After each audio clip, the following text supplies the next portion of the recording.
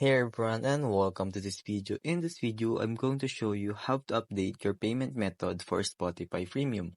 So without further ado, let's dive in. Alright, so first open your Spotify app, tap on your profile icon and tap on Settings and Privacy. Then tap on Account. Here you will see how can you manage your subscription. And in order to change your payment method, you need to do it through the Google Play Store or Apple App Store. And in my case, I'm using a Google Play Store. Alright, so tap on your profile icon in the top right corner and select Payment and Subscription. Then tap on Subscription. In the list of subscription, find Spotify and tap on it. You will see an option that says Primary Payment Methods, just like this one. To update the payment method that you use for your Spotify Premium subscription, just simply select the method you want to update or add a new payment method.